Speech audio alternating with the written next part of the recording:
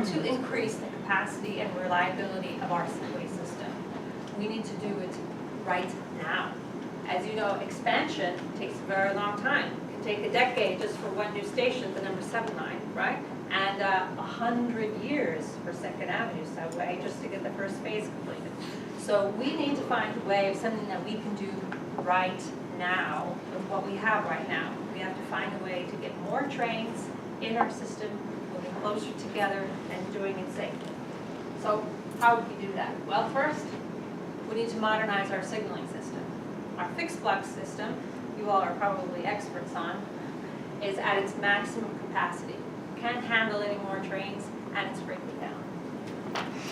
We also need modern subway cars. Cars that can talk to a modern signaling system. And we need communications, whole new communications infrastructure so that all three can be tied together, see, like an ecosystem. So how do we get our 100-year-old system into the 21st century? Well, we need some genius ideas, the same sort of genius ideas that brought us from gramophone to the iPhone, okay? From the Model T to the Bugatti. And from our current signaling system, something much, much better. So, last June, with the help of Governor Cuomo, we launched the MTA Genius Transit Challenge.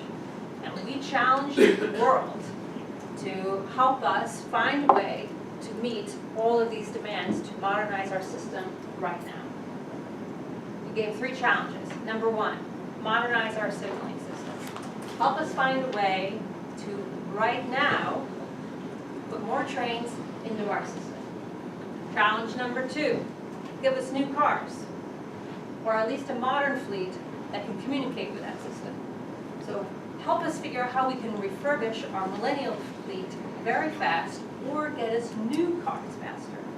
As you all probably know, when we order new cars, it takes 3 years for that first car to come off the line. And then we have to check it, make sure it works. And then after they ramp up, it's about 20 cars a month. So if we were to order, say, 700 cars, it takes almost 10 years before that order is filled and we get that last order. But longer if it's Bombardier. Well, we'll hope that once they get the design kinks worked out, they'll be going even faster. So that was challenge number 2. And challenge number 3, communication system. Give us a new modern network that can tie all of this new signaling system and new cars so they can talk together, talk to our control center, and, hey, you know what? Give us some Wi-Fi and cell service too. So that was for our 3 challenges. And to incentivize them, we offered $1 million reward for each category. And you know what? It actually worked. We received 438 submissions from 23 different countries around the world, including Uganda, if you can believe that. And nearly half of these submissions came from individuals, folks just like you, with a passion for infrastructure and a passion for transit. Oh, are you bringing more food? Because only if you're bringing in more food are we letting you in. No, technology. Okay, well, that's what we're talking about, new technology, so that's good. So, how did it work? Well, we took the 438 submissions, and as part of the competition, we pulled together technical experts from around the world with significant expertise in each one of these areas. If you put all their expertise together, we had about 500 years of experience and technical know-how in the room. Each of these technical experts then read and scored all of the submissions. And they recommended the top scoring submissions to our panel of judges, which was appointed by Governor Cuomo and included our 4 illustrious leaders here at MTA. And that's what we did for each level and stage of the competition. So you can see we started out with our 438. The Technical Advisory Committee recommended semifinalists, and then from there, finalists, and then finally our winners. We have 4 winners in the signals category, so they split $1 million. 3 in subway cars, they split $1 million. And then we have 1 winner in communications and 2 honorable mentions. And what honorable mentions is, well, we really like your idea, but we're not getting you any money. So, would you guys like to meet the winners? Yes. Yes. Okay. Yes. Here we go. Oh, the winners are here.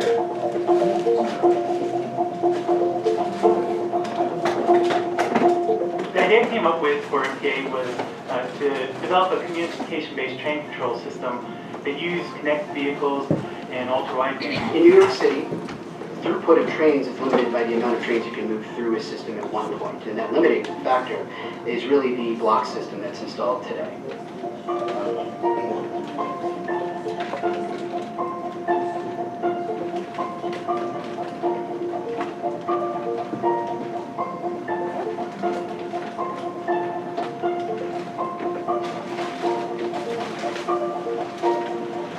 With a traditional CBTC system, cost and the time required to implement the system are both prohibitive factors. Current CBTC systems require all train hardware, wayside hardware, back office hardware. This ultra-wideband technology, it's a very small device. It's a chip-level set device that only takes 2 watts of power. With this approach, you don't have to do all the wiring that you have to do with the other communication-based train control system. So we can actually deploy this very quickly. The nice thing about this is it's off-the-shelf technology that is being used widely and allows it to be produced at very low cost.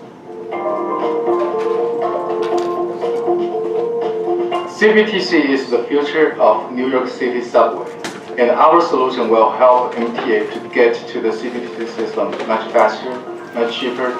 One of the main challenges for CBTC is the speed of deployment. To solve this problem of speed, the solution consists into removing things.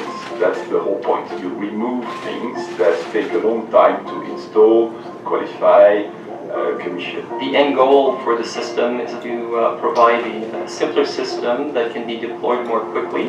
What we remove is essentially things that are related to the positioning of the train. Traditional CBTC systems use transponders, use onboard speed sensors that are quite costly and they are quite complicated to install. This project will essentially help reduce the time because there's less equipment to install on the trackside. Most of the equipment is located train-borne. We believe that using this approach, the New Yorkers can benefit from an improved subway much faster, much sooner, and at a much lower cost.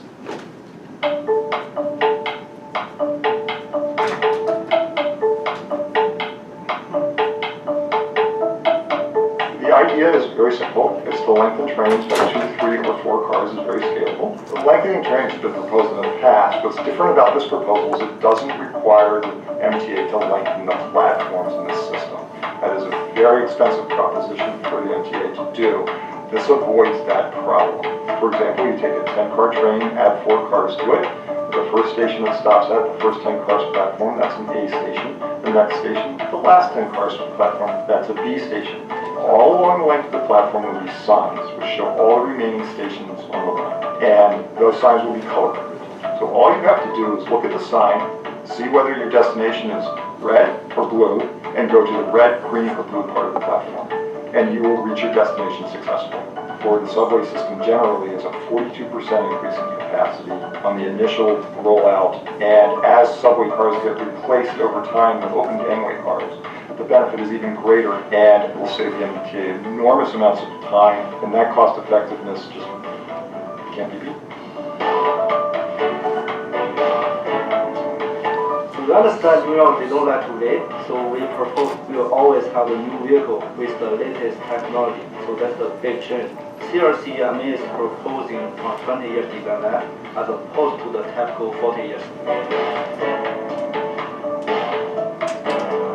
For this new process, the vehicle will benefit from the latest and more reliable technology. We will integrate it with the lighter structural material and higher energy efficient system. We want to help MTA to build the best subway vehicles in the world.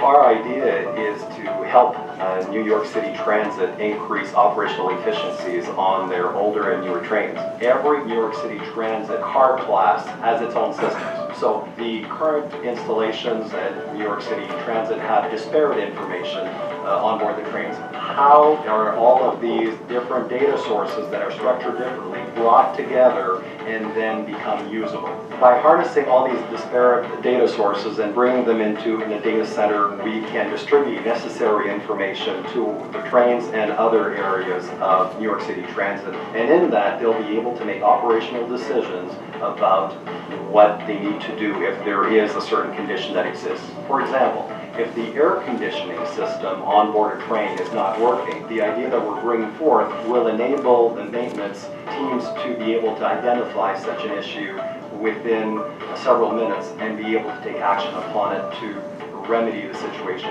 We can improve the journey of passengers with the least amount of friction possible and the most satisfaction.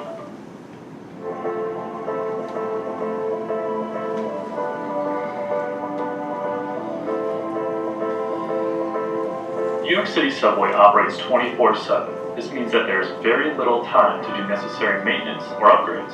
To avoid inconveniencing customers, this type of work is typically done overnight or on the weekends when ridership is lower. These are limited opportunities to perform work and end up prolonging construction durations. So to make the most of these short windows of track outage, the Bechtel Innovation Team is proposing the Big B. The Big B is a robotic system that rapidly installs typical tunnel infrastructure. Therefore, it increases quality, it reduces safety incidents, and therefore it will reduce cost and schedule of your overall program. Similar systems have been used in this industry, particularly in the UK. We took lessons learned from that project and we applied them to the Big B.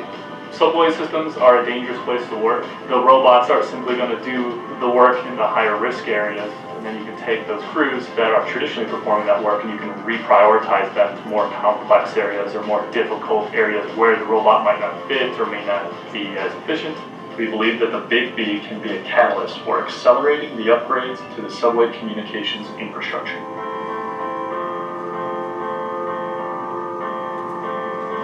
There's connectivity today in a portion of the network, namely in the underground subway stations, but it doesn't connect onto trains while they're in other portions of the subway network. It doesn't extend when it's in the tunnels, and it doesn't currently extend into the above ground stations. So our idea is largely to leverage our existing network and actually extend it from the subway platforms onto the trains themselves.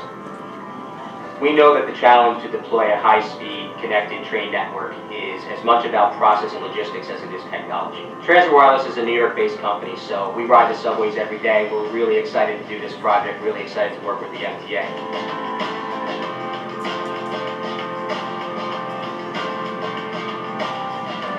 In order to be able to deliver those next generation type solutions, we need to provide the network infrastructure today that's going to be able to deliver what the MTA is going to need in the future. We have the situation with the MTA where we have multiple disparate networks, wireless network technologies that are maybe connecting to the train, connecting to the operators.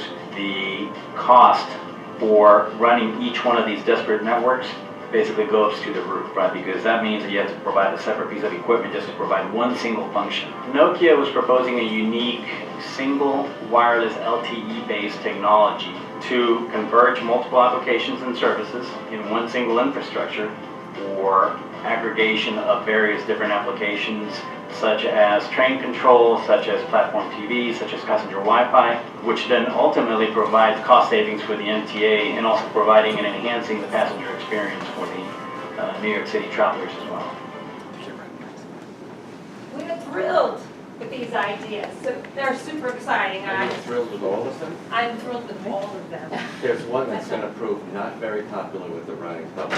Which one is that one? Can you guess which one that is? Maybe the 80s skips that one? Yes, that's the one. To have to wonder if the car you're in is going to stop at the station you want. It's going to be Well, what's painted. really interesting about Skip Stop, Craig, it's reinvented Skip It's Stop, reinvented which Skip we had in Stop, the yeah. 80s on the Bright Line. It was a failure. You had it on the Why Jamaica did you go line, back too. to this? well, one of the things that we found really unique about Craig's submission, which I would recommend if you would like, all of the winning submissions are on the Genius Challenge website, which is geniustransitchallenge.ny.gov, is that he also includes a door system, which I have an expert here who can tell us more about that, but where we can control which doors on a particular train open, so maybe not if you're in the the entire large car car, what do you platform, do? so that you can exit from just, maybe the first 2 doors don't open because they don't platform, but the last door does. So that combination with the AB or the skip stop would help us to be able to add 2 more cars onto the train, so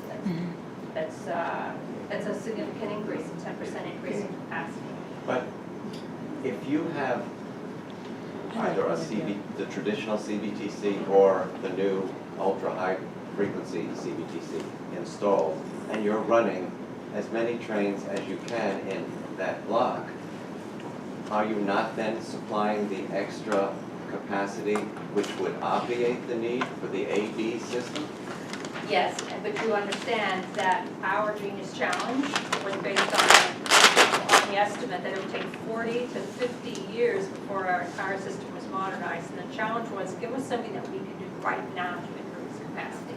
And here was a way to increase capacity with only the cost of additional cars, not new infrastructure, not new anything else. It was a skip stop, yes, but with great new door technology.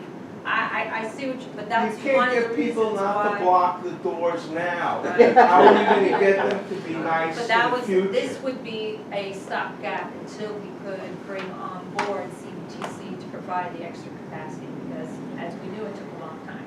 But what's really fun about these is the signaling ones, and it's hard to Yeah, see that's from the this thing, exciting but the ultra-wideband, using radio waves, getting rid of a substantial amount of the wayside infrastructure needed to locate cars.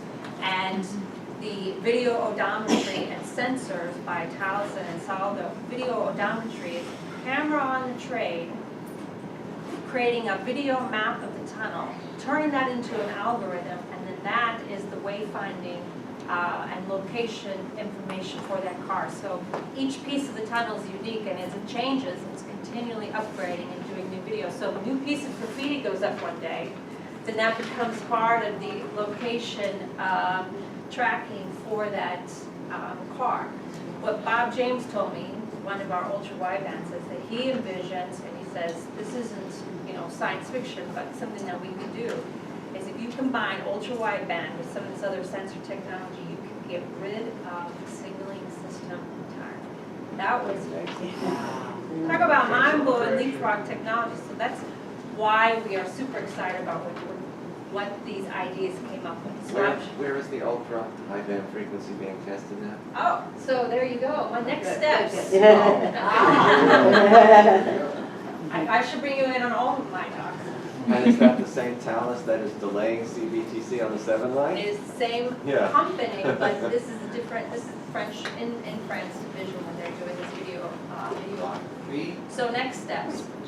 What can we do? How are we going to make all of these amazing ideas work to the benefit of New Yorkers and our system? And how soon? And how soon? So what we've discovered is, well, first, you have to find out if it works, right, Trudy? I mean, they gave us these great ideas, but we have to figure out, we need a proof You of mean concept. before you chose the winners and awarded them? We the money, used our technical you didn't experts. try to find out if it could really We used work? our technical experts that we had to determine whether or not it was even a feasible idea. We relied on it, but now we actually need to have a test and see if it will work. So on ultra-wideband, we've taken that first step already. We did a test, proof of concept. Does ultra-wideband, these radio waves, help us to determine the location of a train? And we found out, you know what? They were right. It does work. They can provide us train, the ultra-wideband technology can give us train positioning within a couple of centimeters of accuracy. And it doesn't matter if it's above ground or below ground. That's correct. And it tells us which track it's on and where it is on the track. So now the next step is to see how we can integrate those ideas into our system. So like the ultra-wideband, we need to go through a proof of concept for each one of the ideas and then bring it into the system. So we're going to keep working, keep innovating, and keep improving nonstop. So I see lots of questions. I'm happy to help. You've been waving your hand for a long time, so go ahead. Yes, you know what's need to be, you know what's need to be,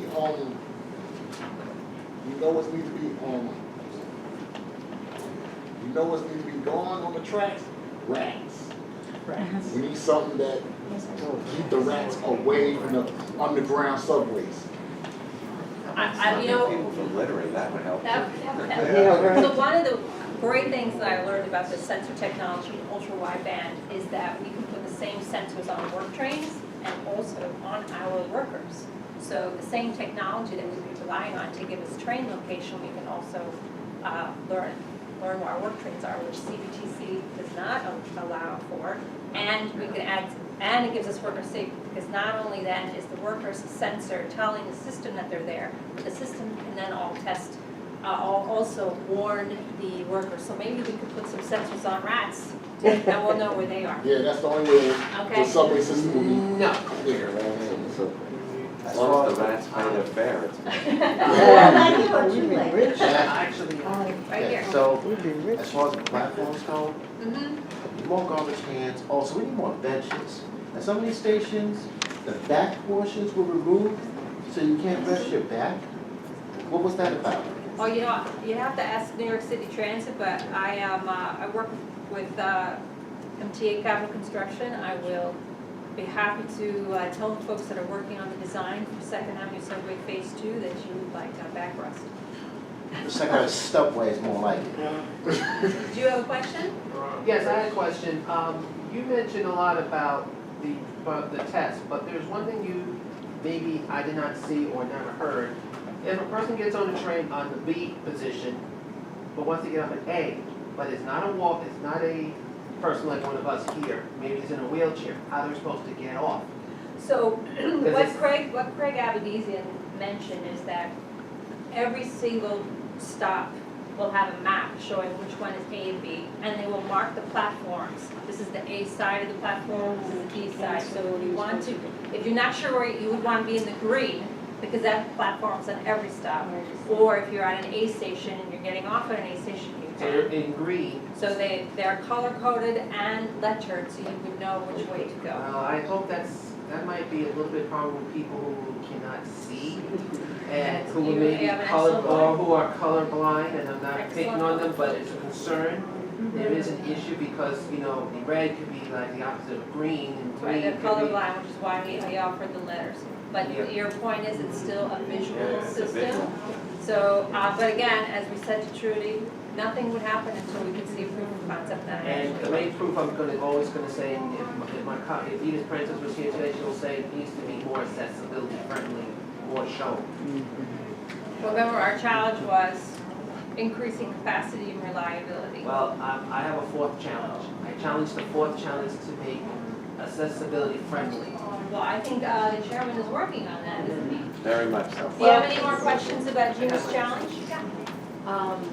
So as far as both of these things, do you have timeline? Both, there were several, we need both. What's up right now? Oh, The timeline for the review, completing that review process, and then, if you're thinking, is it a two-year proof of concept? Is there any idea of how long the proof of concept might I don't have that information now, and that's sitting with New York City Transit and part of Andy's group to put together those committees and get the proof of concept designed and then implemented. So And how soon will that I don't have a timeline for you, Trudy. So right now, the awards, have they gotten their awards yet? They have, yes, we had the awards ceremony on March 9th. So you gave them their awards. We did. But you still are not sure whether everything that you've awarded is going to work.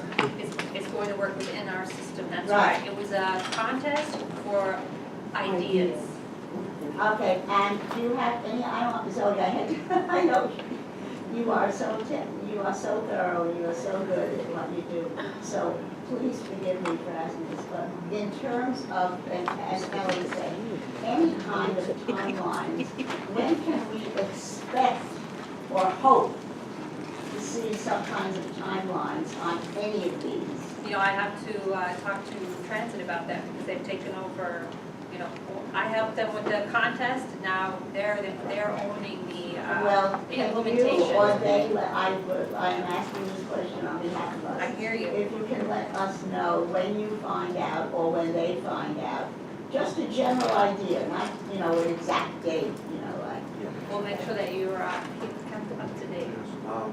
The ultra high band, Ultra wideband, yeah. ultra wideband frequency, which, you know, is very exciting.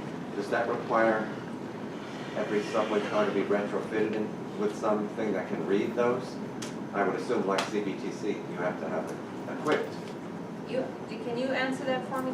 Yes. This is my expert that I brought along with me. He has That's the 30 answer. 30 plus Yes. experience. He's worked on signals just about everywhere. And since this, I hear singing. Yes, they Since, have an oh yeah, event they have a over there, bank. yeah. So, since this is based on accuracy, and you must have really distinct accuracy if you're going to have all of these trains within the same block, can this technology be expanded to the B division countdown clocks, which are inaccurate? Yes, it could be. That's going to take a while. Right now, it's under prototype testing. On culvert. Is the test being done in a yard situation or on a mainline situation? Main line. That's exciting. On both. One is, this is brand new, so it hasn't been tried in any country or, Actually. has it, or Ultra wideband? ultra wideband for trains? It's been used on buses and for people, but it hasn't been used in this type of application yet. And then I wondered during the course of it, was there any thought having a similar challenge offered internally? Because I think that there were, when it was first announced, like that first week, I think there was a lot of energy internally thinking, we've got ideas inside this house here that could be, unleashed if that's been considered. Well, I have to say that the Genius Transit Challenge, running that, did exactly what you were talking about, and it was one of the most exciting outcomes of the challenge, that it energized New York City Transit and the rest of MTA to start thinking more innovatively and to start giving them a voice to the ideas that maybe they've been quietly nursing for a while and hadn't felt ready to bring out. So we have seen a culture shift as a result of this challenge for embracing of innovation, and for me, that's one of the most exciting outcomes of this. That's good to hear. Very good. I think that once this shutdown occurs, that we won't have any of these cars, but I'm hoping for an L train, other coded, whatever. Oh, for color coding on platforms? On the L train platforms, yeah. Well, we're open to all kinds of ideas. I hope we don't have to have a Genius Transit Challenge to hear more ideas from this group. Do you guys have any other questions? Yeah, I have a question.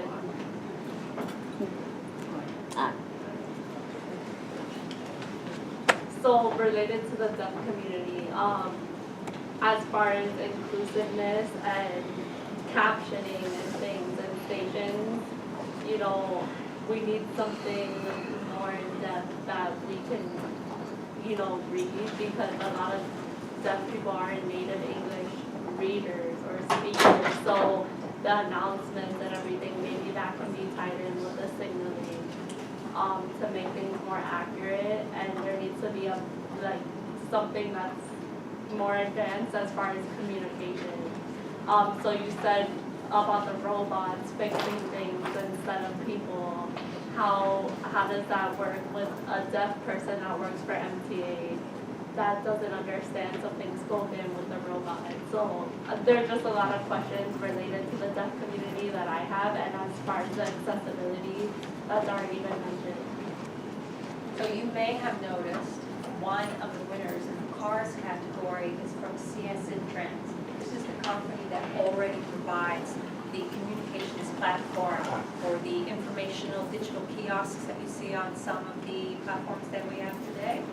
This company is offering the communications platform to move that same information onto the cars. So we have digital screens giving you up-to-the-minute, real-time information about your system, the weather, advertising, and any other information about your service and ride. In addition to that, that same communications platform, which you saw in here, would be mining the data that is housed within all of the systems and transmitting that to the maintenance groups so that they can see and have like the red light on your car, they can get a readout on it, a sort of a dashboard, maintenance dashboard for each vehicle.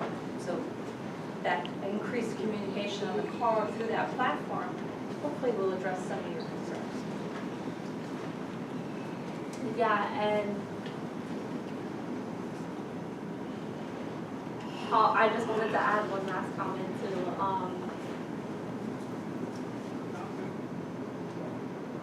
You know, for the phones, the TTYs are no longer there or communicating in stations where there's phones.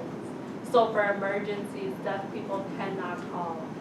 So there would need to be a video phone or something where you can see somebody on a screen that pops up that would be able to help you. Because a deaf person that's stuck in an emergency and a station has no options. You know, that's something that's taken into consideration because the phones do nothing as far as accommodating deaf people's needs. All right, thank you for that.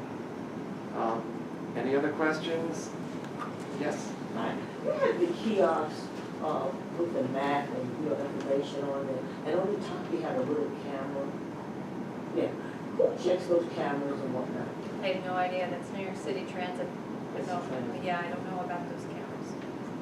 Well, thank you so much. Sure. That's really, really encouraging. And it holds great promise for a much quicker fix to our signal issues, certainly, as well as other things. All right, thank you. Thank you so much.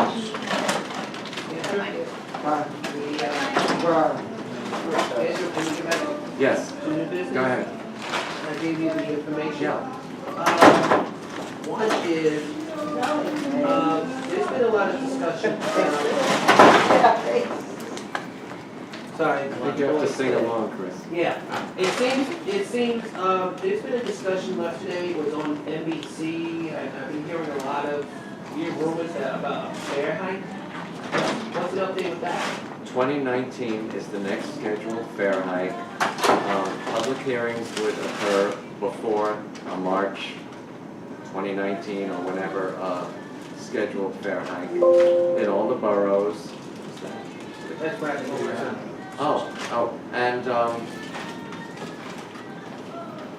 should congestion pricing happen sometime, you know, after the legislature comes back, after the budget process, there are quite a few board members that would rather see either a delay of the fare hike or a mitigation of the fare hike, but it is not clear, being this is an election year, that anybody has the stomach for. Just to let you know, I don't know why the news station is getting wrong information. A news station? NBC.